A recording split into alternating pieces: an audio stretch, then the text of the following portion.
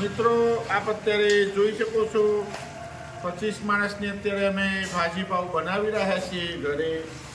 અત્યારે અમેરિકાથી મોટાભાઈને ભાભીને આવેલા છે અને કેનેડાથી અમારા ભત્રીજાની બહુ પ્રિયા આવેલી છે. તો એમના માટે આજે કુંજનભાઈના ત્યાં અમે પ્રોગ્રામ રાખેલો છે અને રસોઈ હું પોતે બનાવું છું અને આ બધા મસાલા પણ તૈયાર કરી દીધા છે એ તમે જોઈ શકો છો અત્યારે મારી સાથે. અને ડુંગળી શેકવાની અત્યારે ચાલુ છે મિત્રો ડુંગળી લાલ થવામાં આવે, ગુલાબી થવા એટલે અંદર લસણ, આદુ અને લીલું લસણ અમે એડ કરી દીધું છે. બાદમાં કેપ્સિકમ અને ટામેટા એડ કરશું. બાદમાં મસાલો પલાળેલો આપ જોઈ શકો છો, મરચું, મીઠું, હળદર, ધાણા જીરું એ એડ કરશું. બાદમાં આ ભાજી બધી એડ કરવામાં આવશે મિત્રો, વટાણાનું બધું એ પણ હું સ્ટેપ બાય સ્ટેપ આપને બતાવીશ. હવે મિત્રો ડુંગળી આ ટાઈપની થાય લાલ ગુલાબી રંગની એટલે એની અંદર હવે કેપ્સિકમ આપણે એડ કરવાના છે મિત્રો, એ પણ તમારે ધ્યાનમાં લેવું. હવે કેપ્સિકમ અમે એડ કરી રહ્યા છીએ. અને સબ્જીની વાત કરું તો મિત્રો બટાકા અને ટામેટા 50% રાખવાના, ડુંગળી અને ત્રણે થઈને મિત્રો. અને બાકીનું મટીરિયલ કોબી, ફુલેવર, વટાણાની બધી ઓછી માત્રામાં નાખવાનું, તો જ તમને ઓરિજિનલ ટેસ્ટ મિત્રો આવશે. હવે આ કેપ્સિકમ નાખ્યું છે, બાદમાં અમે ટામેટા નાખશું. હવે ટામેટા પણ અમે એડ કરીએ છીએ. આપ અત્યારે જોઈ શકો છો મારી સાથે 1 કિલો ટામેટા છે એ પણ તમે જોઈ શકો છો 25 માણસની અંદર. અને તેલની માત્રા વધારે રાખવાની મિત્રો, તો જ ભાજી પાવમાં તમને ટેસ્ટ આવશે એ પણ તમને જણાવી દઉં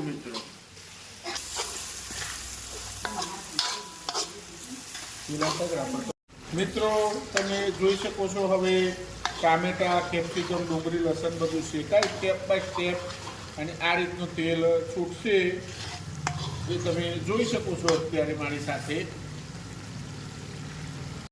મિત્રો હવે આ જે મસાલો પલાળેલો છે એને અંદર એડ કરવામાં આવશે. આની અંદર તમે જોઈ શકો છો મારી સાથે. અને એને મિક્સ કરવામાં આવશે. પલાળવાનું કારણ એવું છે મિત્રો કે મસાલો તેલની અંદર બળી ના જાય એના માટે એ કરવાનું હોય છે મિત્રો. ડાયરેક્ટ તેલમાં નાખવામાં મસાલો બળી જવાનો ચાન્સ રહેતો હોય છે મિત્રો, એ પણ તમને જણાવી દઉં. અને આ રીતના સ્ટેપ બાય તમે પણ મારી સાથે રીત જોઈ શકો છો.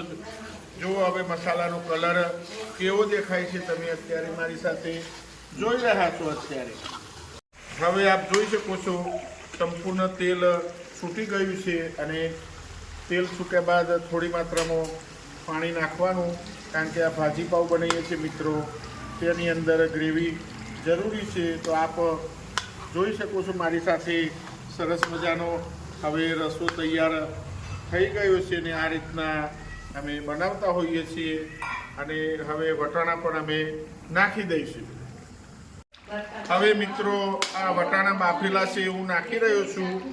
બાદમાં બાફેલી સબ્જી હું નાખીશ એ પણ તમારે ધ્યાનમાં લેવું.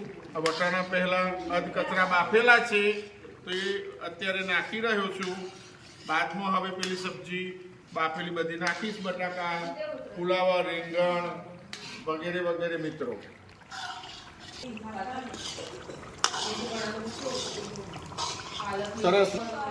સરસ મજાની ગ્રેવી જોતા મોંમાં પાણી છૂટી જાય એ રીતની તૈયાર થઈ ગઈ છે. હવે મિત્રો આપ જોઈ શકો છો. હવે બાફેલી સબ્જી અમે એડ કરી રહ્યા છે મિત્રો, એ પણ તમે જોઈ શકો છો 25 માણસની.